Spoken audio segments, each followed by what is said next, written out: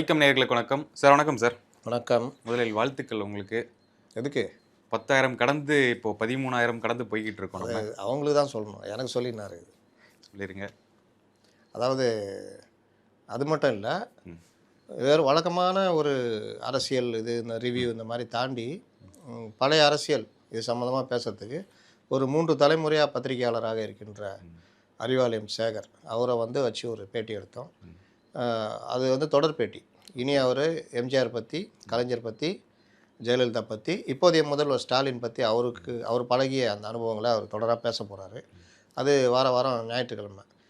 இதுக்கு நேற்று போட்டதில் நல்ல வரவேற்பு. என்னென்னா இன்னும் கொஞ்சம் அதிகமானவர் அதை பார்க்கணுன்னு கேட்டுக்கிறேன்.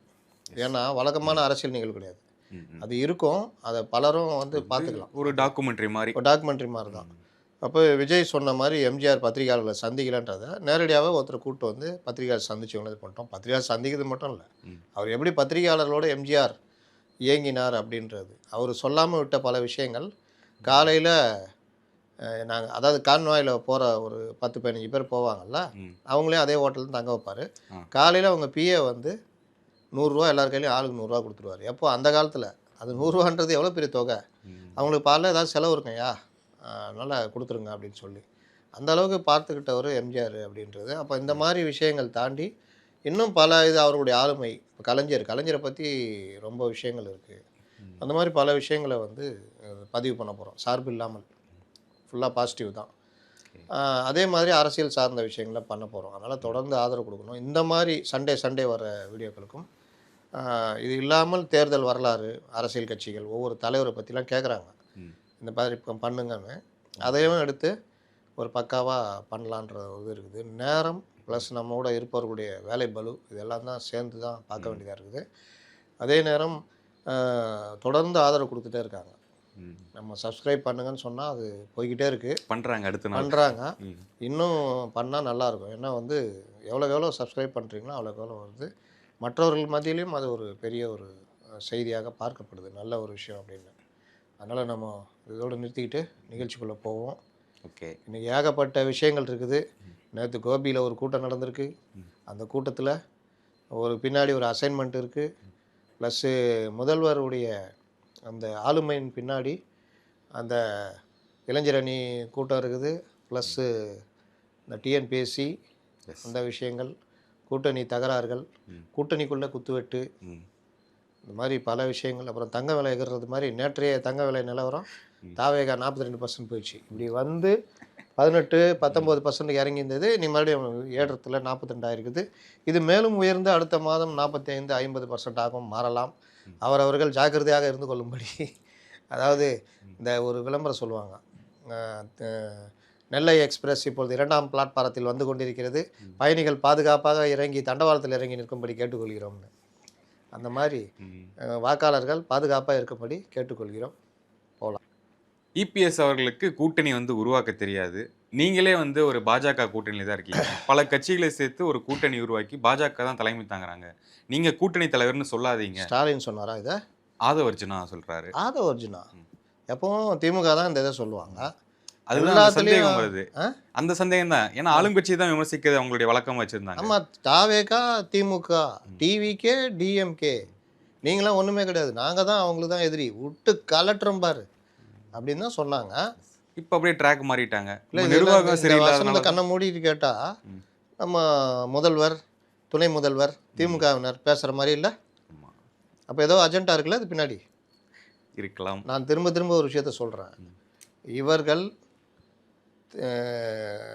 விஜய் ஒரு தெளிவான முடிவெடுத்தார். தனிமையில் இருந்த பொழுது, தன்னை விட்டு எல்லோரும் விலகி ஓடிய பொழுது அவர் கொஞ்சம் யோசித்தார், இப்படியே போனால் இது விளங்காது, நம்ம ஓரளவுக்கு ஸ்டாண்ட் பண்ணணும், அரசியலில் கட்சியை கொண்டு போகணும், அதுக்கு முதல்வர் மற்ற விஷயங்கள்லாம் பிறகு அவர்கள் ரசிகர்கள் மத்தியிலே அந்த இது வந்துச்சு.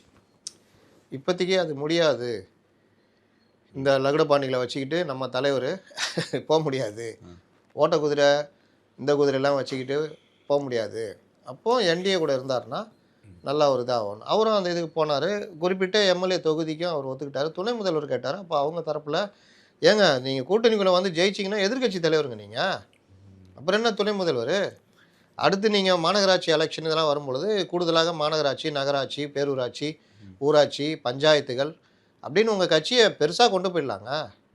அதற்கு பிறகு எம்பி எலெக்ஷன் வரும்போது ஒரு 7-8 எம்பி கேட்டுன்னு நீங்கள் டெல்லி லெவலில் பெரிய இதுவாக இருக்கலாம். அதுக்கு பிறகு நீங்கள் உங்கள் கட்சி அப்படின்னு முடிவு பண்ணீங்க. இது வந்து உங்களுக்கு ஒரு நல்ல ஒரு வாய்ப்பு. 2வது எலெக்ஷனில் நீங்கள் கஷ்டப்பட வேணாம். எல்லாத்தையுமே உங்களுக்கு ஒரு ப்ராக்டிஸ் மாதிரி ஆகும். உங்கள் தொண்டர்களுக்கும் இதாகும். எல்லாமே நாங்கள் பார்த்துக்குறோம்னு அவங்க எல்லாத்தையும் நாங்கள் பார்த்துக்குறோன்ற மாதிரி தான் இருக்கும் அது. அவரும் ஓகே. ஆனால் அங்கே தான் பிரச்சனை வருது திமுகவுக்கு. கொஞ்சம் ஓவராக தான் அடிச்சிட்டோமோ அப்படின்னு உளவுத்துறை கொடுத்த ரிப்போர்ட்டு. அவங்க என்ன நினச்சிட்டாங்க, முதல்ல போட்டோம் நம்ம தான் பாஜக பி டீம் தானே சொன்னோம், இப்போ போயிட்டா இதோட விஜய் காலி, நம்ம வேறு லெவல்னு அவங்க முடிவு பண்ணுறாங்க. அங்கே தான் வந்து உளவுத்துறை ரிப்போர்ட் போடுது. இவர் இங்கே போனார்னா சிறுபான்மை மக்களில் கூட இளைஞர் சமுதாயத்தை சேர்ந்தவங்க, இளம் பெண்கள், அவர் எங்கே போனால் எங்களுக்கு என்ன, நாங்கள் விஜய் தான் போடுவோன்ற மாதிரியும் போகும். 2வது விஜய்கிட்ட இருக்கிற ஒரு அளவு ஓட் பர்சன்டேஜ் வந்து உங்கள்கிட்ட இருந்து எடுக்கிறது தான். ஆன்டி இன்கம்பன்சி எல்லாமே சிந்தாமல் மொத்தமாக என்டிஏவில் போய் சேரும். விஜய் அங்கே இருக்காருன்னா கிட்டத்தட்ட 50-55% வாக்குகளை அவர்கள் பெற வேண்டியிருக்கும். நீங்கள் மீதி வாக்குகளை பெற்றீர்கள் என்றால் உங்களுக்கு பலத்த அடி விழும். கிட்டத்தட்ட 2011 ரிசல்ட் வந்துடும் அப்படின்னு ஒன்று தான் பயந்து போய் என்னடா பண்ணுறது, ஓவராக தான் அடிச்சிட்டோமோ அந்த வசனம். சரி என்ன பண்ணுறது, கூப்பிடு ஸ்லீப்பர் செல்லுங்களே அப்படின்னு ஸ்லீப்பர் செல்லுங்களை கூப்பிட்டு போய் விஜய்கிட்ட படங்காமி என்ன சொன்னாலும் நம்புவார், அது நான் பார்த்துக்கிறேன் தலைவர்ன்ட்டு 40%, 42%. இவர் என்ன சொன்னார், செப்டம்பருக்கு மேலே பாருங்கள் எங்கள் தலைவர் வருவார், அந்த நேரத்தில் 15% ஏக்குறோம். உங்கள் தலைவர் வந்தாரா? செப்டம்பரில் தான் சம்பவமே பண்ணார் அந்த பிரச்சனை. ஆமாம், அதுக்கப்புறம் 77 நாள். இப்போவும் அவர் என்ன பண்ணுறாரு, பொதுக்கூட்டத்துக்கு வரமாட்டார், உள்ளரங்க கூட்டம் நடத்திட்டு இருப்பார். இது எப்படி, அதுவும் உள்ளரங்க கூட்டத்துக்கு யார் வருவா, கட்சிக்காரங்க. அவங்க முன்னாடி சுயபெருமை பேசுறது இதெல்லாம்.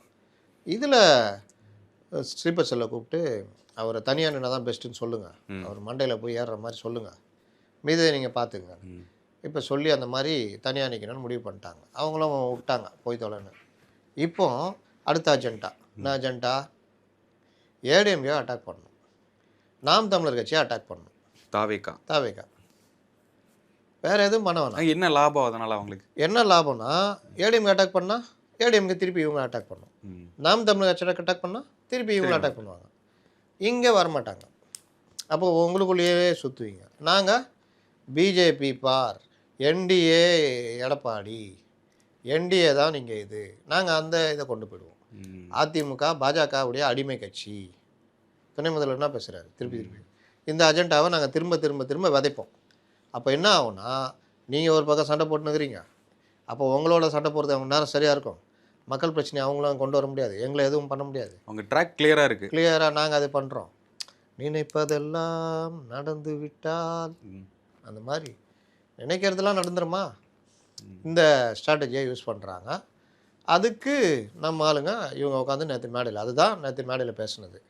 அப்போ ஆதவ அர்ஜுனா என்ன எப்படி ஆரம்பிக்கிறாரு, அதிமுக விமர்சிக்க வேண்டாம் என்று நான் தான் சொன்னேன் அப்படின்னு ஆரம்பிச்சுட்டு முழுசும் அதிமுக விமர்சனம் பண்ணி பேசுகிறாரு. இன்னொன்று தாவேகாவுக்கு என்ன பிரச்சனை, கடை விரித்தேன் கொள்வார் இல்லை, ஒருத்தர் வரல, கடை வந்து போனியா ஆகலை. அப்போ அவங்க என்ன பண்ணுறாங்க, தனியாகவே 42 வருவாங்களே, தனியாகவே 42 வராங்களே, எங்கே எத்தனை மாநிலத்தில் அவங்களே சொல்கிறாங்கல்ல.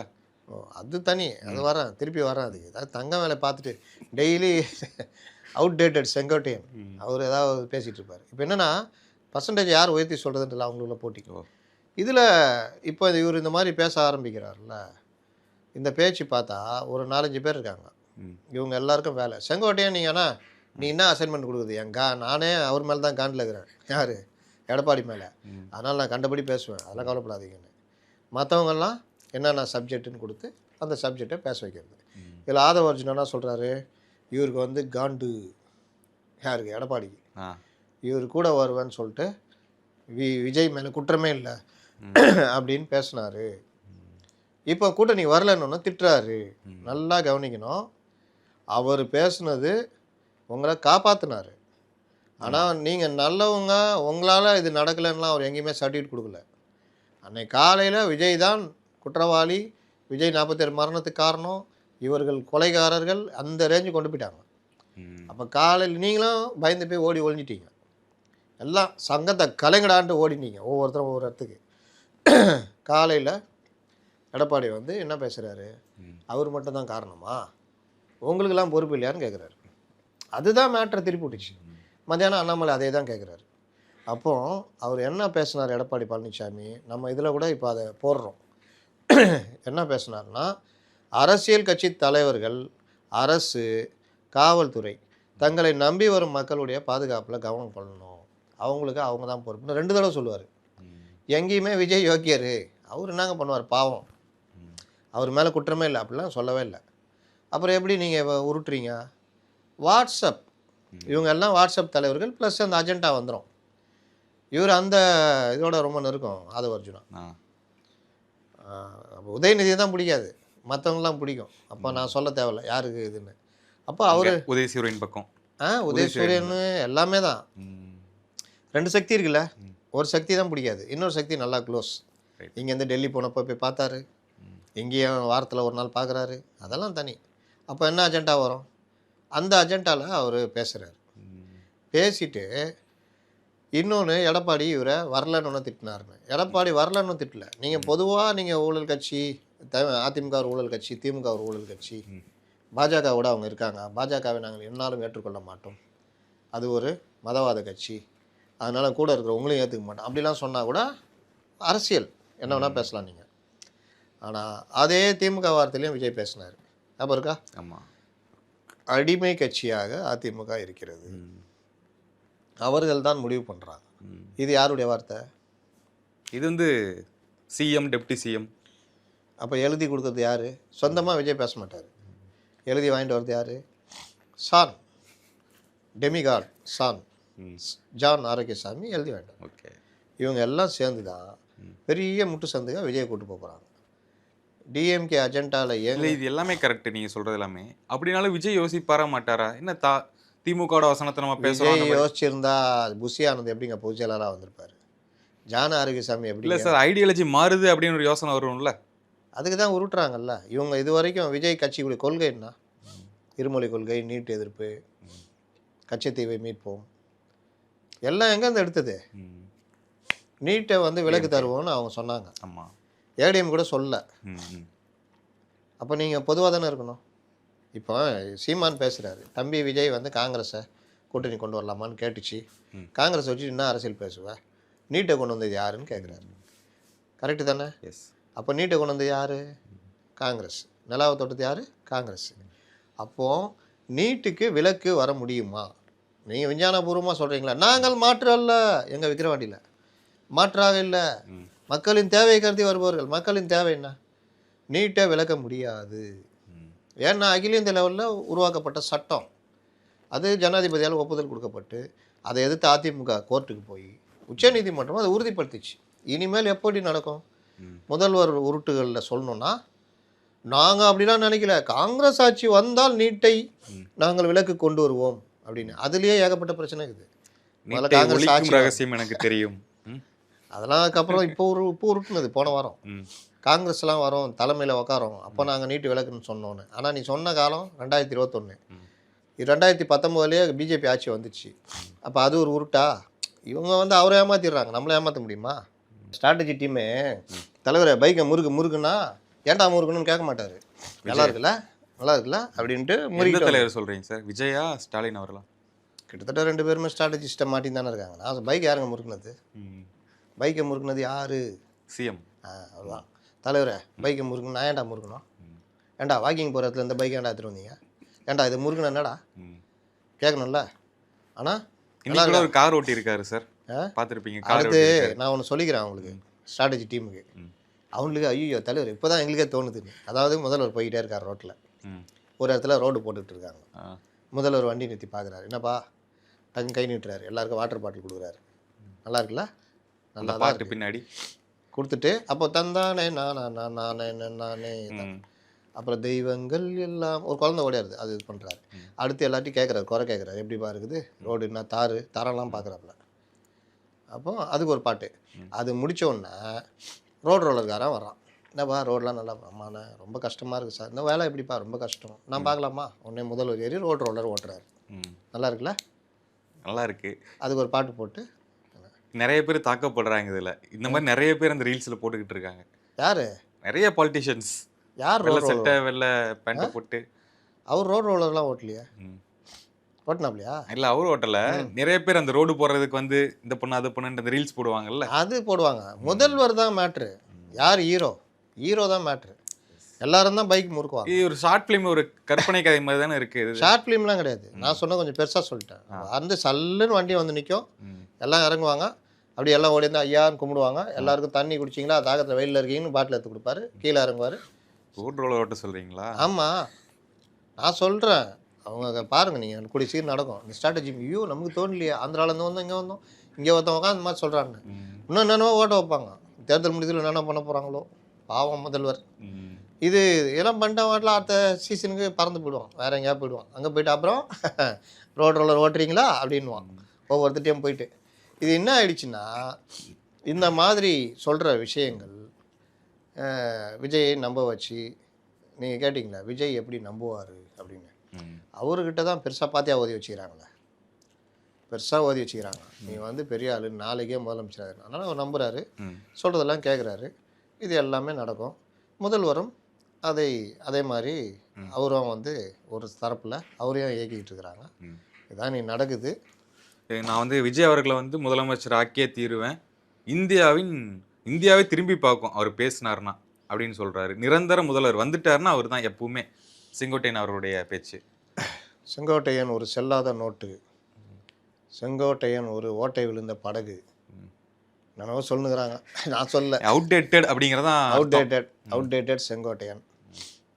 இல்லாட்டி வேறு என்ன சொன்னது, ரிட்டையர்மெண்ட் செங்கோட்டை, ஏதாவது ஒன்று சொல்லிடலாம். அந்த மாதிரி ஆயிட்டார். அவர் வந்து என்ன சொல்ல, என்னை தூக்கி இருந்தபோது தூக்கி நிறுத்தி காப்பாற்றியவர் விஜய்.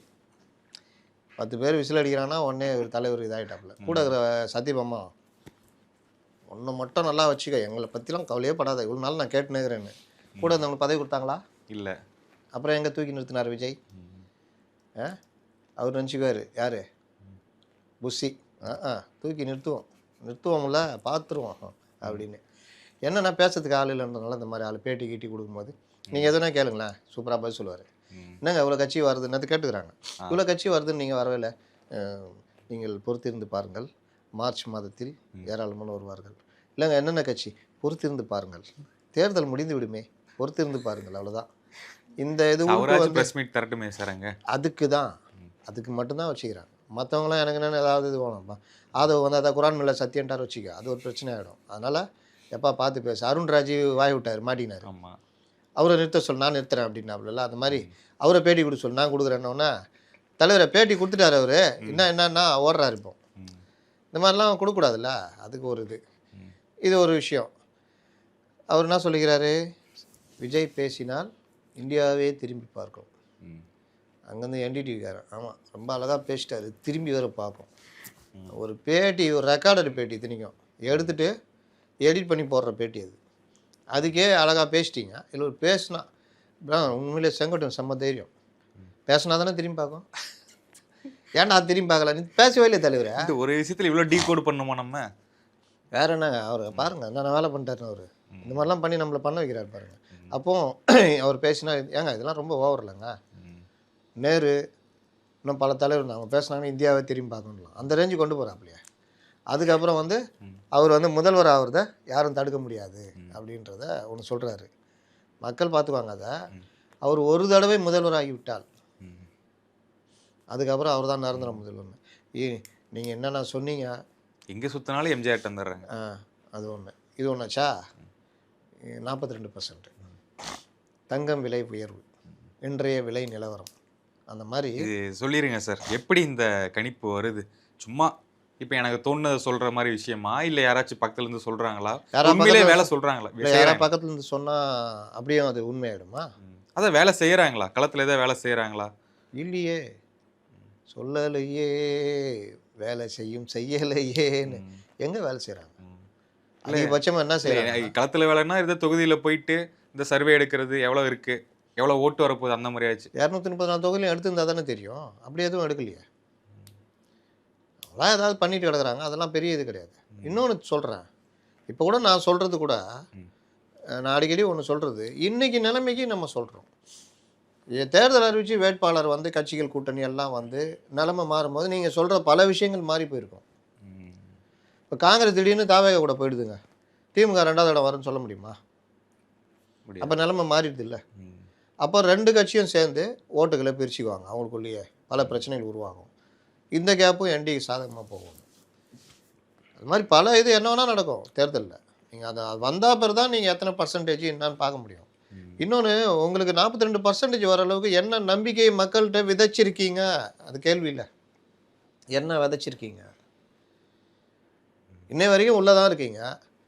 கேட்டால் எங்கள் தலைவருக்கு பர்மிஷன் தர மாட்டேங்கிறாங்கன்றீங்க. நேற்று கோபியில் எப்படி கூட்டம் நடத்துனீங்கல்ல, எல்லாரும் பேசுனாங்கல்ல, அந்த மாதிரி கூட்டம் தானே தேவை கேட்குறது எல்லாருமே. அதில் விஜய் கலந்துக்கிட்டா என்ன கெட்டு போகுது? பேசலாம்ல. ஆனால் நாங்கள் அப்படி வரமாட்டோம். எனக்கு ஆடியோ லான்ச் மாதிரி ஒரு கல்யாண மண்டபத்தை பிடிச்சி, இல்லை ஒரு பெரிய ஹோட்டலை பிடிச்சி, அங்கே ஒரு 5000 பேரை உட்கார வச்சா நான் வந்து தற்பெருமை பேசுவேன். நீங்கள் எல்லாரும் என்னை புகழணும், மாற்றி மாற்றி புகழ்ந்துக்கிட்டு போயிடுவோம். இதை தான் விஜய். என்ன பயன் அதில்? என்ன பயன்னா அதுக்கு டீகோட் பண்ணுவாங்க. பார்த்தீங்களா, முதல்வர் பேசும்பொழுது 500 பேர் தான் பார்த்தார்கள், எங்கால் பேசும்போது 5 லட்சம் பேர் பார்த்தார்கள். பார்த்தீங்களா, எல்லா சேனல்லும் எங்களையே பேசி கொண்டிருக்குது. அவன் சிரிச்சுக்குவான், உன்னை போட்டால் ஓடுது, எல்லாம் பார்க்குறான், டிஆர்பி எகுறுது, பார்க்க தான் செய்வோம். நாளைக்கு ஒரு நடிகை வந்து ரோட்டில் குத்தாட்டம் போடுதுன்னா டிஆர்பி போகுது. நாளை காலை 11 மணிலேருந்து 3 மணி வரைக்கும் பிரபல நடிகை அண்ணா சாலையில் குத்தாட்டம் போடுவார் அப்படின்னா எல்லா சேனலும் எங்கே இருப்பான்? அங்கே தான் இருப்பாங்க. இதோ சொல்லுங்கள் ரமேஷ், இதோ இந்த இடத்தில் தான் பார்த்தீர்கள் என்றால் மண் சொரசொரப்பாக இருக்கிறது, ஆனாலும் பரவாயில்லை. ரமேஷ், அப்போ வந்து அவங்க செருப்பு போட்டு வருவாங்கன்னு சொல்கிறீங்களா? அது ஒரு நவீன வகை செருப்பாக சொல்கிறார்கள், யூரோப்பில் வாங்கியது, போட்டுக்கொண்டு ஆடினாலும் எதுவும் ஆகாதாம், அப்படிப்பட்ட செருப்பு என்று சொல்லி நமக்கு மட்டுமே கிடைத்த பிரத்யோக தகவல்னுவான். கரெக்டா? அப்புறம் அவங்க எங்கே வந்து இறங்க போகிறாங்க ரமேஷ் அப்படின்னோன்னா, இதோ இந்த தெரு வழியாக வந்து அப்படியே போவார் அவர், பார்த்துறீங்களா?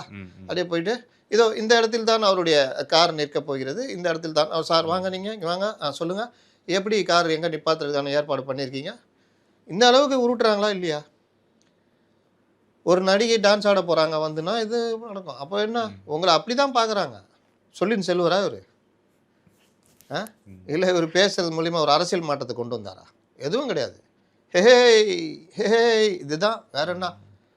அதனால் இதெல்லாம் வச்சுக்கிட்டுலாம் நீங்கள் முடிவு பண்ண முடியாது. நீங்கள் வந்து பிரச்சாரம் சில பேர் வந்து நம்புறாங்கல்ல விஜயுமே, விஜய் வந்தால் ஏதோ ஒன்று பண்ணுவார், அந்த வாக்கு போல நம்புறாங்களே. நம்பவே நம்பலைன்னா விஜய் வந்து வாட்டர்மெலன் ஸ்டார் மாதிரி இருப்பார். இன்னைக்கு வாட்டர்மெலன் ஸ்டார் யாராவது கண்டுக்கிறாங்களா? தன்னைத்தானே இன்னைக்கு சிவாஜி ரேஞ்சுக்கு சொல்லிட்டாப்புல, இன்னைக்கு அதே எடுத்து போட்டுனுங்கிறானுங்களா? இதுதாங்க உலகம். இந்த காலத்து பத்திரிகையும் ஊடகங்களும் இன்றைய இதுவும் வந்து யாரை வேணாலும் போடுவோம் டிஆர்பிக்காக. அவ்வளோதான். நீங்கள் திட்டிக்கினே பார்ப்பீங்க, என்ன இவெல்லாம் ஒரு ஆள் திரிச்சா வேணுமாம்மா இவருக்கு, ஃபுல்லாக படிப்பு. அந்த கமெண்ட்ஸ் ஒரு 500 கமெண்ட்ஸ் இருந்தாலும் அவங்களுக்கு லாபம் தான். அவ்வளோதான். நாளைக்கு அவனை கூப்பிட்டு ஒரு இதில் பிக் பாஸ் அங்கே போய் ஒருத்தட்ட கூட அந்த ஆள் வந்து நிம்மதியாக இருந்ததில்லை. எல்லோரும் அதையும் ரசிச்சிங்க, வெளியில் வந்தாச்சு, 3 படம் புக் ஆயிடுச்சுன்றான் அந்த ஆள். சொல்ல முடியாது, நாளைக்கு ஹீரோவாக கூட நடிப்போம். அப்போது இந்த காலம் அப்படிப்பட்ட காலம். நீங்கள் என்ன கிரிஞ்சித்தனம் பண்ணால் கூட உங்களை ரசிக்கிறது ஒரு கூட்டம் இருக்கும். டிடிஎஃப் வாசன் இல்லாத கூட்டமாங்க? பயங்கர கூட்டம். 17 லட்ச ரூபா பெர் மந்த்து அவருக்கு யூடியூப்பில் அவர் போடுறதுக்கெலாம் வந்துருந்தது. அவர் பார்த்தா சொல்லுவார், மக்களே வேகமாக வாகனம் ஓட்டாதீர்கள் அப்படின்ட்டு இவர் வேகமாக ஓட்டுவார், ஹெல்மெட் போடாமல் ஓட்டாங்கன்னு ஓட்டுவார். லாஸ்ட்டில் மாட்டினார், இது பண்ணார். அவர் சினிமா நடிச்சார்ல. ஆமாம். படம் ஓடிச்சா? படம் ஓடலை. அவர் ஓட்டின அளவு ஓடலை, அது ஏதோ ஓடிச்சு. அப்போது மறுபடியும் சினிமாக்குள்ள என்ட்ரி ஆகிட்டார்ல, இன்னும் ஏதாவது ஒரு காட்சியில் அப்படி இப்படி வந்துக்கிட்டு இருப்பார். அவர் வண்டி ஓடும். கரெக்ட். அப்போ என்னன்னா, எது நடந்தாலும் நம்ம உலகத்தில் ஃபாலோ பண்ணுறதுக்கு ஆள் இருக்காங்க. இன்றைக்கி நான் வந்து சிவாஜி கணேசனுக்கு அடுத்து பிரபல நடிகர், நான் இந்த அளவுக்கு இருக்கிறேன்னா எனக்கு என்னென்னவோ கொடுக்கணும், படுபாவிங்க தரவே மாட்டேங்கிறான், பாரத வாழ் கொடுங்கடா அப்படி இப்படின்ற அளவு ரேஞ்சுக்கு வாட்டர்மெலன் பேசுகிறாரு. ஆனால் அவரை இது பண்ணுறவங்க, ஃபாலோ பண்ணுறவங்க கொஞ்சம் கம்மி, ஒரு அமைப்பு ரீதியாக அவர் இல்லை அப்படின்றனால சிரிச்சிட்டு கடந்து போகிறாங்க. இவருக்கு ஃபாலோவர் 33 வருஷம் வச்சுருக்காரு நடிகர்னால ஒரு கூட்டம் பின்னாடி வருது, அவ்வளோதான். வாட்டர்மெலன் ஸ்டாருங்க இவருக்கும் பெரிய வித்தியாசம்லாம் கிடையாது. இவர் கொஞ்சம் கம்பேரிசன் ரொம்ப இதாக இருக்க மாதிரி இல்லையா? நீங்கள் தானே சரியான கேட்டீங்க அவர் சில கம்பேரிசன். பேர் நம்புறாங்கன்னு. அதுக்கு நான் வேறு என்ன சொல்கிறது? நம்பாதவர்கிட்ட சொல்லித்தான் நான் சொல்லணும். இவரை யாரும் நம்பல. அதனால இல்ல சிரிச்சுட்டு சார், ரசிகர்களை தாண்டி பொதுமக்களுக்குமே இருக்கும்ல, இவர் சரி ஏதோ நம்ப ஒண்ணு சரி பண்ண போறாரு அப்படின்னு இருக்கும்ல. என்ன பண்ணியிருக்காருன்னு கேட்குறேன். ம். அந்த ரசிகர் மன்ற இயக்கமா வச்சு பண்ணிட்டு இருந்தாங்க, மக்கள் இயக்கம் சொல்லி கமலஹாசனை பண்ணிட்டு விடவா? இருந்தாங்க. கமலஹாசனை விடவா? இன்னைக்கு எங்கே இருக்கிறாரு? அறிவலை. ஆனால் அடைச்சிக்கிச்சுனா அப்படின்னா முதல்ல ஓடுறாப்புல. ம். உங்களுக்கு இந்த மாதிரி பத்திரிகையாளர்கள் தாக்கப்பட்டார்களே கல்குவாரி சம்பந்தமாக யாரிடம் கேட்கிறீர்கள்? ம். என்னையிடம் ஏன் கேட்கிறீர்கள்னு அவன் முதல்ல கேட்டிருக்கணும். நீங்கள் பார்ட் டைம் அரசியல்வாதி, ம். இப்போ நடிகரா அரசியல்வாதியா? தெரியாம கேட்டேன். முதல்ல நடிகராக இருந்திருப்பார். அந்த நேரத்தில் கேட்டவொன்னே ஆகிட்டான். அவன் உடனே கூல் கூல் கூல் சார், கூட்டணி யாரிடம்? உங்களிடம் வைக்கலாம், அவரிடம் வைக்கலாம், மக்களிடம் வைக்கலாம், இந்தியாவிடம் வைக்கலாம், ட்ரம்ப் கூட வைக்கலாம். ஐயா ஐயா தெரியாமல் கேட்டேன் ஐயா, விடுங்க ஐயான்னு. ம். அடுத்து எவ்வளோ தொகுதிகள்? தொகுதி என்பது பார்த்தீர்கள் என்றால் அது சட்டமன்ற தொகுதியாக வரும், பாராளுமன்றத்திலும் தொகுதி இருக்கிறது. இங்கே என்ன ஐயா போங்க, ம். இதான் நிலைமை. அப்போ அவர் செய்யாத மன்ற பணிகள் கிடையாதுங்க. ஒரு எடுத்துக்காட்டுங்க. மற்ற நடிகர்களும் பண்ணிக்கிட்டு இருக்கிறாங்க. அதனால் அப்புறம் வேற சொல்லுங்கள். அவர் மக்கள்கிட்ட தன்னை நிரூபித்தது நிரூபிச்சது அவ்வளவுதான் சார். படத்துடைய ஃபேமு இந்த மக்கள் இயக்கம் வச்சு சில விஷயம் பண்ணிட்டு அவ்வளோதான். இருந்தாரு. மக்கள் இயக்கம் வச்சு பண்ணுறதெல்லாம் தொண்டர்களுடைய அப்பழுக்கற்ற உழைப்பு, அந்த ரசிகர்களுடைய அப்பழுக்கற்ற உழைப்பு, தியாகம். ம். கை காசை போடுவான், வசூல் பண்ணுவான், கேலி பண்ணுவான், கிண்டல் பண்ணுவாங்க. அது மீறி அந்த தலைவன் வருவான்டான், நிற்பான். ம். அவன் வந்து அப்பழுக்கற்ற தொண்டன். அவனை நீங்கள் எதுவுமே சொல்ல முடியாது. இப்போ இருக்காங்களா அவங்கெல்லாம்? எங்கே போனாங்க பின்ன? அவங்க தான் இன்றைக்கி இவங்களுக்கு கட்சியாக விருப்பம் மனு வாங்குறதுலேருந்து எல்லா இடத்துக்கும் வர்றது அவங்க தானே. ம். அவனுக்கு எதுவுமே தெரியாது. அவன் வந்து ஒரே இது கண்ணை மூடின மாதிரி அந்த தலைவன்னுவான். நீங்கள் போய் இதுன்னா அப்படி தான் போ, என்ன இப்போ அதுக்கு அவன் சரி அவனும் சரியா அப்படி தான் போவான். அதனால் அது ஒன்றும் பண்ண முடியாது. ஒரு லெவல் மேலே திருந்தலாம், இல்லாட்டி திருந்தால் கூட போகலாம். அந்த ஃபஸ்ட் டே ஃபஸ்ட் ஷோலேயே பார்க்குறேன், 45 வயசு இளைஞர்கள், 50 வயது இளைஞர்கள் கூட பார்க்குறேன். அவங்க வந்து 3 மணிக்கு ஆந்திராவிலேருந்து பைக் ஓட்டு வந்தோன்றான். நாயாஸ் நடுரோட்டில் ஆட்டி நாய் மாதிரி செத்து போயிடுவேன். குடும்பம் நடுத்தரில் நிற்கும். இது ஒரு பெருமையாக வந்து யூடியூப்கிட்ட சொல்லிகிட்டு இருப்பானுங்க. வயசு பார்த்தீங்கன்னா அதுக்குள்ளே போகணும், அது பேரம் பேர ரேஞ்சுக்கு இருக்கும். என்ன பண்ண சொல்கிறீங்க? மாற மாட்டாங்க சில பேர்லாம், அது ஒன்றும் பண்ண முடியாது. அப்போ இவர் நிரூபித்தார், இதில் இவர் இப்படி நிரூபித்தார்னா நீங்கள் ஓகே. ஆனால் அது இல்லை. நேற்று கூட வேல்முருகன் சொல்கிறார், ஏமா ஒரு பைக்கு ஓசி கேட்டால் கூட வண்டி ஓட்ட தெரியுமா? லைசன்ஸ் வச்சுருக்கியா?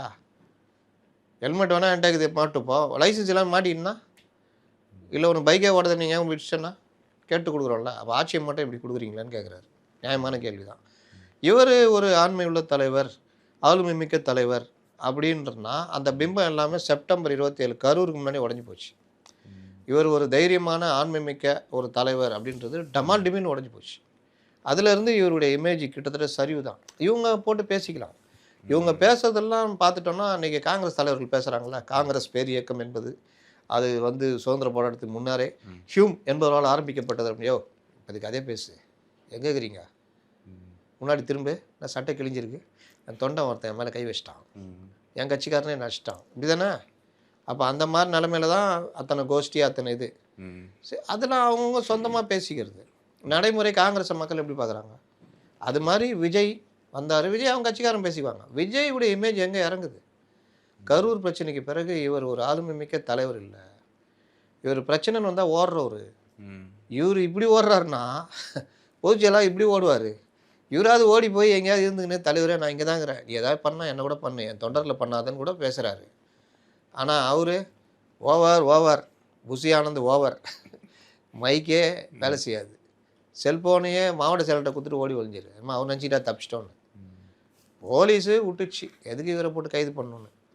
அப்போ அந்த லெவலில் தான் இவர்கள் இருக்கிறார்கள்ன்றப்போ இந்த கட்சி இந்த செயல்பாடு இதெல்லாம் பார்க்கும் பொழுது ஒரு ஜனங்களுக்கே இவர் என்ன செய்ய போகிறார். இன்னொன்று, இந்த பிரச்சனையில் யார் என்ன, உங்களுடைய கருத்து என்ன அப்படின்னா என்ன நீங்கள் சொல்லுவீங்க? உனக்கு தெரியணும்ல. இப்போ விஜயே வெளியே வராரு, நேற்று போனார்ல, அப்போல்லாம் ஸ்தம்பிக்கவே இல்லை சென்னை. அவர் வெளியே வந்தால் என்ன சொல்கிறாங்க, வெளியே வந்தால் ஸ்தம்பிச்சிருன்றாங்க. ஜெகன்மோகன் வீட்டு கல்யாணத்துக்கு போக மட்டும் எப்படி ஸ்தம்பிக்கவே இல்லை? அது இருக்க இடம் தெரியாமல் போயிட்டு வந்துருப்பார். அப்படி தான் கூட்டத்துக்கும் போகணும். கூட்டம் எங்கேயோ அங்கே போய் மேடையில் ஏறும்போது நீங்கள் கையாட்டுறது இதெல்லாம் வச்சுக்கணும். வந்து சேர்றது இருக்கிற இடம் தெரியாமல் வந்து சேரணும். ஏன்னா வாகன ஓட்டிகளுக்கு, சக வாகன ஓட்டிகளுக்கு, பொதுமக்களுக்கு இடையூறு இல்லாமல் பார்த்துக்கணும். அப்போ தான் உங்கள் மேலே இன்னும் கொஞ்சம் பாசம் வரும் ஜனங்களுக்கு.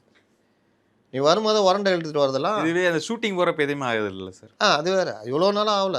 மதுரைக்கு போகிற மட்டும் ஆச்சு. யாரும் வந்து விடாருக்குன்னு சொல்லிட்டு போனார்ல, அப்போ மட்டும் கூட்டம் வந்துச்சு. அதனால் இவர்கள் நினச்சா இவங்க பிரைவசி எடுத்துக்குவாங்க. இவர்கள் நினைத்தால் அடுத்தவர்கள் பிரைவசியும் எடுத்துக்குவாங்க. அதுக்கு உதாரணம் தான் இந்த புஷி ஆனந்த் பண்ணுற வேலைலாம். விருப்ப மனு எதுக்கு வாங்குகிறோம்? விருப்ப மனுடைய கான்செப்டே என்னென்னா, எல்லாரும் வாங்க மாட்டாங்க. அதுக்கு தகுதியாக ஒரு தொகுதி இருக்குன்னா, இப்போ சேப்பாக்கம் திருவள்ளிக்கணினா அங்கே ஒரு தம்பி, வக்கீல் தம்பி ஒருத்தர் இருக்கிறாப்புல, மாவட்ட செயலாளர், நல்லா பேசினாப்புல. அவர் போட்டிடுவார். அவர் விருப்ப மனு கேட்பார். இன்னும் யாராவது அங்கே தாவேகால இதுவாக இருக்கிறவங்க ஒரு 3-4 பேர், நானும் போட்டிருக்கேன். இதுக்கு போக புஷி ஆள் யாராக இருப்பாங்க. இந்த மாதிரி ஆட்கள் ஒரு 5 பேர் சேப்பாக்கம் திருவள்ளி தொகுதிக்கு வாங்குறாங்க. அதானே கான்செப்ட்டு. அப்போ அவங்க வாங்காமல் மற்றவங்களும் வந்து எனக்கு என்னென்னு வாங்காமல் இருக்குன்னா அதுக்கு ஒரு தொகை நிர்ணயிப்பாங்க. ஒரு 10,000 ரூபா கட்டினா அவர் கட்டுவார். ஏன்னா நம்ம சீட்டு வாங்க தகுதி வாய்ந்த நபர் வந்து அவங்களுக்கே தெரியும். அப்போ அவங்க 10,000 ரூபா தானே கட்டிடுவாங்க. ஏன்னா சீட்டு வாங்கணும். நமக்கு தேவை சீட்டுன்றதுனால அது பணம் பார்க்க மாட்டாங்க. ஏன்னா இதை விட பல மடங்கு தேர்தலில் செலவழிக்கணுன்றதுனால பார்க்க மாட்டாங்க. நீ அந்த இடத்துல என்ன பண்ணுறீங்க? மாவட்ட செயலர்கிட்ட சொல்லி ஆளெல்லாம் கூட்டுவா. அண்ணா எப்படி நான் அதை போய் விருப்பம் பண்ணு, 100 ரூபாடா டிக்கெட்டு. ஓ அப்படியா? அப்போனா எல்லாம் அப்போ என்ன ஆகுது? சுண்டல் விற்கிற மாதிரி அதை ஒரு பெருமையாக பேசிக்கிறாங்க. இதை பண்ணிவிட்டு அதை பெருமையாக பேசிக்கிறாங்க. இந்த மாதிரி திமுகவில் பண்ணான்னா மவுண்ட் ரோடு 3 நாள் ஸ்தம்பிச்சிடாதா? கரெக்ட். 100 ரூபாய்க்கு விருப்பம் பண்ணால் வியாபாரம் வந்து வாங்குவான். அப்போது வர வைக்கிறது வேறு. இதே வேலையை தான் இந்த ரோட் ஷோவில் பண்ணுறது, எல்லாத்துலேயும் பண்ணுறது. இது வந்து நீங்கள் பார்க்கும்போது ஜனங்களுக்கு எரிச்சல் ஆகுது. இவர் வந்து கூட்டத்துக்கு வரமாட்டார். இதே மாதிரி ஏதாவது வர வச்ச கூட்டத்தில் போய் பேசுவார். அப்போ என்ன ஆகுது? எந்த பிரச்சனையும் இவர் வரமாட்டேங்கிறாரு, வெளியே வரமாட்டேங்கிறான்றது திரும்ப திரும்ப இவர் மேலே விமர்சனம் ஏறிட்டு இருந்தாலும் அதுக்கு இவங்க சொல்கிற பதில் என்ன? வராமலே அவங்கள பேச வைக்கிறாரா? விஜய் சொன்னாரு, விஜய் வெளியே வா, விஜய் வெளியே. அது அவரை விட்டு அவரு சொல்ல எழுதி கொடுத்து படித்தலைவரை இந்த மாதிரி படி ஒன்று அடிக்கடி இப்படி சொல்லுங்கிறேன். அதுதான் சொல்கிறேன். இந்த மாதிரி கூட்டம் போடுறது, சுயபெருமை பேசுறது, தண்ணியிலே விளக்கம் கொடுக்கறது, இயலாமைக்கு ஏதாவது ஒரு காரணத்தை சொல்கிறது. நான் மட்டும் ஆக்ஷன் இல்லை. ஆக்ஷன் என்ன இருந்தது? எது சம்மந்தமாக இருந்தது? ஏதாவது ஒரு விஷயத்தில் இருக்குது அப்படின்னா பரவாயில்ல.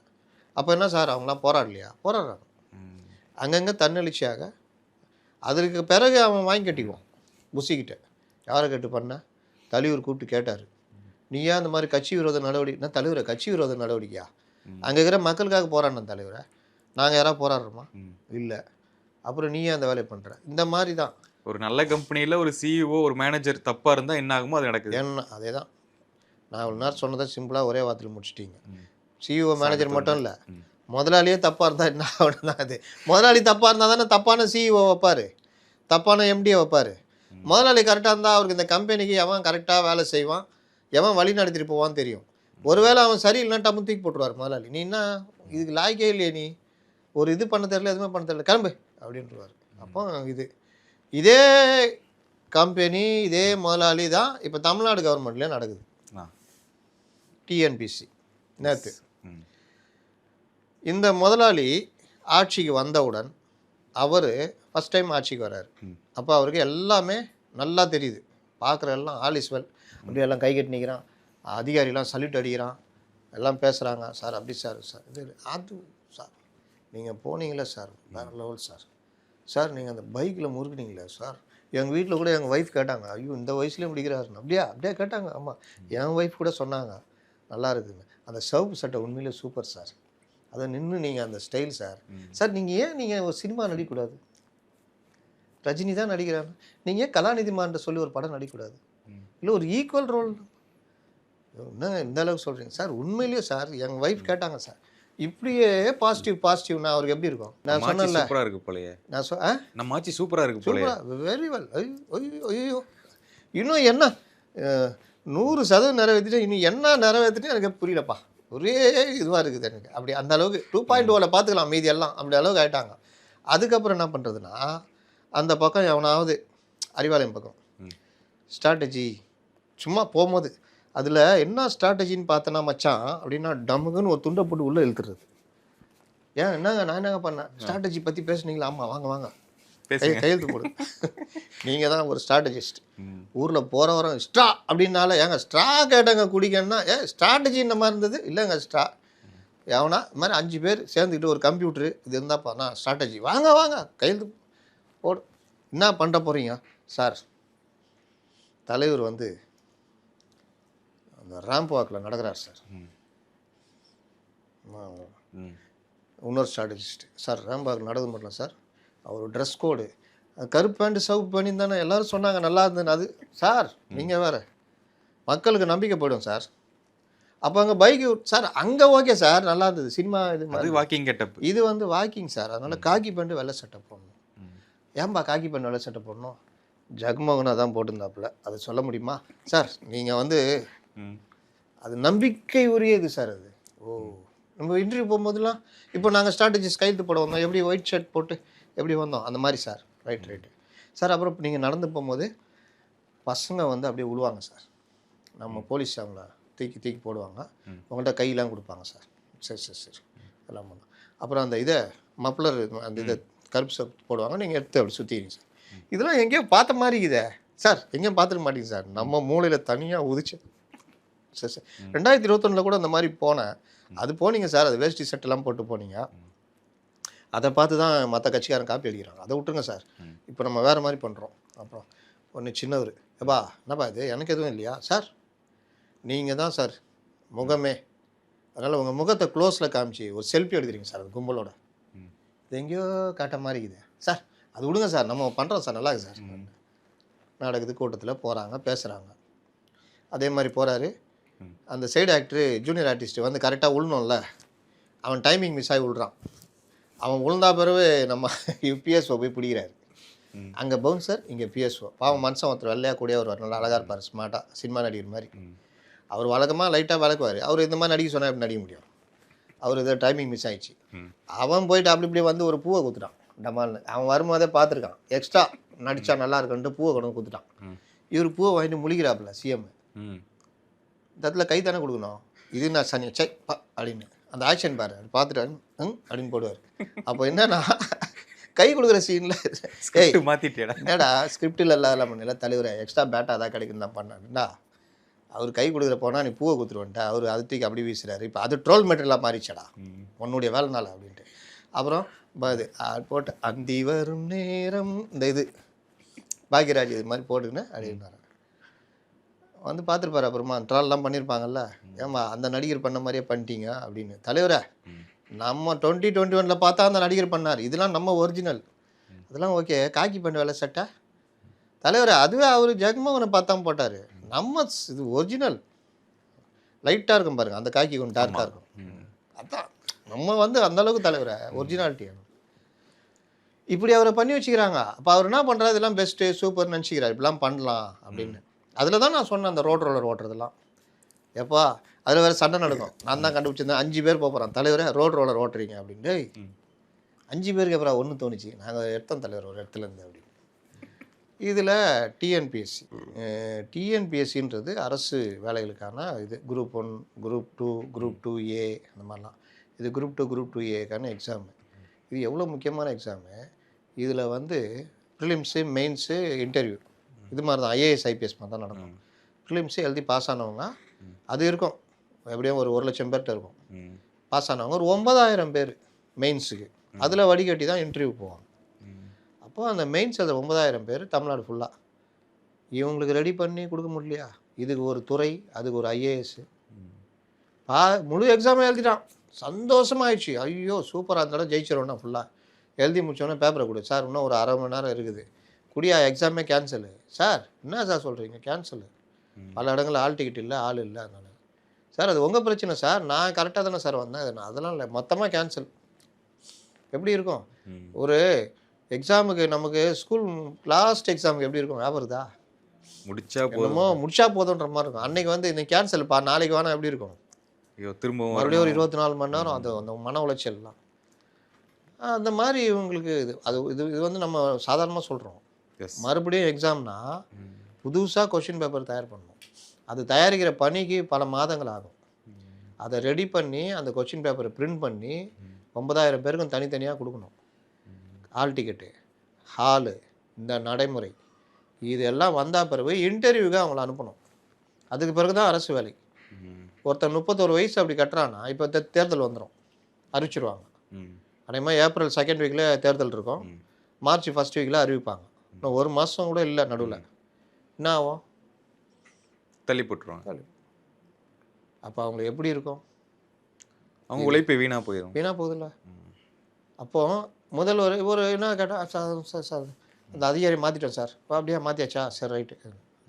எப்படி எளிதாக கடந்து போகிறாங்க. அந்த மாதிரி ஒவ்வொரு விஷயத்துலையுமே மெட்ரோ ரயில் ப்ராஜெக்ட் அம்பா நம்ம தப்பு தானே? இல்லை சார். சரி, இந்த விஷயத்துல இது எல்லாமே தாண்டியுமே அவங்களுடைய கனவும் இதுதானே, அதுவும் சிதைக்கப்படுதுல்ல. அதுதான் சொல்கிறேன். 32 வயசு எண்டில் ஒருத்தன் எழுதியிருக்கான்னா, அடுத்து இது ரெடியாகி வரும்போது அவனுக்கு 32 வயசு கடந்துட்டானா வேலை கிடையாது. அப்போ அவனுக்கு எப்படி இருக்கும்? நேற்று அதெல்லாம் பல பேர் புலம்புறாங்க. அப்போ இதில் அரசு வேலை ஆண்டுக்கு 1,00,000ன்ற மாதிரிலாம் சொல்லி 5 வருஷத்துக்குமே மொத்தமே 1,00,000 கூட கொடுக்கலன்றது வந்து எவ்வளோ பெரிய ஒரு இது. அப்போது அந்த கோவம்லாம் எப்படி இருக்கும்? இதுதான் பிரச்சனை. எனக்கு என்னன்னு போயிட்டு என்ன பிரச்சனைனா, அவருக்கு இந்த தேர்தல் பிரச்சனை, கூட்டணி இந்த பிரச்சனையில் ஓடின்னு இருக்கிறாரு. இதில் இது வந்தா விருப்ப மனு அப்படிங்கிறது தான் ஒரு ட்ரெண்டிங் டாபிக். 2 கட்சி இருக்காங்க. நான் முதல் கட்சி வந்துடுறேன். தாவேகா வாங்கிட்டாங்க. 8,000 பேர் கிட்ட வாங்கினாங்க. 8,000 இல்லை 20,000 ஃபார்ம் வெளியே போகுது. 20,000 ஃபார்ம். சூப்பர். 10,000 வாங்கிட்டாங்க 100 ரூபாய்க்கு. மீதி 10,000 சுண்டல் கொடுக்குற மாதிரி கொடுத்துட்டாங்க. நெருக்கடி வருதுன்னு வந்தால் எல்லாம் வாங்கிட்டு ஆமா, ஆன்லைன்ல கூட வந்து வாங்கிக்கோங்க அப்படின்னு. இது வேற இன்னும் 1,00,000 வரைக்கும் போகுன்றதெல்லாம் பெருமையாக பேசினுக்கிறாங்க பல மூத்த பத்திரிகையாளர்கள். கிட்டத்தட்ட அந்த டிக்கெட் விற்கிற மாதிரி தான் அந்த இது பண்ணுறாங்க. அதே தான் அந்த பழக்கத்துலேருந்து வந்தவங்க தானே. சரி, இப்போ இவ்வளோ பேர் வாங்கியிருக்காங்க. ஓகே, சில ஆயிரம் வாங்கியிருக்காங்க போது இதுலேருந்து எப்படி ஃபில்டர் பண்ணி அந்த 234 தொகுதிகளுக்கு எப்படி ஃபில்டர் பண்ணி போட போகிறாங்க? நான் ஒன்று சொல்லிட்டா, விஜய் தேர்தலில் நிற்க மாட்டார்னு திரும்ப சொல்லிட்டு வரேன். அப்படி நின்னான்னா 2 தொகுதி நிற்பாருங்க. போக போக விஜய் அந்த முடிவு எடுப்பார். வைகோ எடுத்தார் அந்த முடிவை. மக்கள் நல கூட்டம் ஐயோ வந்து மாட்டிட்டோம் போல, அவள் தான் போல, நான் நிற்கல அப்படின்ட்டாப்புல. கடைசி நேரத்தில் வாபஸ் வாங்கி வேற ஒருத்தரை போட்டாங்க அந்த தொகுதியில். அந்த மாதிரி விஜய் என்ன பண்ண கூத்தடிக்க போகிறாரோ தெரியல. விஜய் முடிவெல்லாம் சில முடிவெல்லாம் சொந்தமாக எடுப்பார். யாராலையும் அப்புறம் மாற்ற முடியாது. அவர் முடிவை அவரே மாற்ற மாட்டார். இதில் வேட்பாளர்களுக்கு தேர்வாகிறாங்கல்ல பலரை நான் அந்த கட்சி நிர்வாகிகள் பலர்கிட்ட பேசும்பொழுது, இந்த மாதிரி தேர்வானவர்கள் பலர்கிட்ட பேசும்பொழுது கிட்டத்தட்ட பெரிய தொகையை ஒயிட்டில் கேட்குறாங்க. அஃபிஷியலாகவே ஒயிட்டில் கேட்குறாங்க. கட்சி நிதியாக அவ்வளோ பெரிய தொகையை கொடுக்கறது எல்லாராலையும் முடியாது. இன்றைக்கி ஒன்றும் இல்லை, ஈசிஆர் சரவணன் மிகப்பெரிய மாவட்ட செயலாளர், பிரபலமானவர். ஆனால் அவர் வந்து ஏதோ ஆட்டோ இதை தான் ஓட்டுறாரு. அவ்வளோ ஒரு எளிய குடும்பத்திலேருந்து தான் வந்தார். அவரால் அவ்வளோ பெரிய தொகையை கொடுக்க முடியுமா? இங்கே டி நகரில் ஒரு செயலாளர் இருக்கார். அவர் ரொம்ப ஒரு சின்ன கடையை தான் வச்சுருக்காரு. ரொம்ப எளிய குடும்பத்துலேருந்து வந்தவங்க. இவங்க எல்லாம் மன்றத்தில் சிறப்பாக செயல்பட்டதுனால இந்த இடத்துக்கு வந்திருக்காங்க. ஈசிஆர் சரவணன்லாம் பெரிய உழைப்பு. ஆனால் அவரால் கொடுக்க முடிகிற வசதி அவர் கிடையாது. அதனால் அவர் நின்னாதான் அவர் தான் அங்கே தகுதியான ஆள். அப்போ அவர் என்ன பண்ணுவார்? இந்த மாதிரி பல சரவணன்கள் 234 தொகுதியில் இருப்பாங்க. இப்போ நல்ல ஒரு செல்வந்தர்கள் மட்டும் நிற்கலாம். போய் கூட்டு வா. அதுவும் இல்லையா? கூட்டிகிட்டு வா, நீ எடுத்துக்கோ, நீயே சம்பாரிச்சிக்கோ, அவரே இது பண்ணிக்கோ, கட்சிக்கு இது கொடு, நிதி கொடு, இன்னும் பிற இதெல்லாம் பண்ணிக்கோ. அப்போ அவன் கட்சிக்காரனாக இருப்பானா? வர்றவன் இருக்க மாட்டான். அப்போ அவன் கொடுத்த தொகையை இன்னொருத்தர் கொடுத்தா அங்கே மாறிடுவானா? அவன் மாட்டானா? சரி, எம்எல்ஏவே ஆகிட்டான். நாளைக்கு ஒரு 50 பேரை மொத்தமாக உடைக்கிறாங்க வச்சுக்கோங்க, பண்ண முடியாதா? பாஜக பாணி ஒன்று இருக்குது தெரியுமா? 50 பேரை வந்துட்டு கட்சி தேர்தல் வச்சுக்கோ, போச்சு 50 பேரும் பதவி போச்சு. 50 தொகுதி மறுபடியும் தேர்தல், மறுபடியும் நீ ஜெயிப்பியா? இந்த மாதிரிலாம் இருக்குது.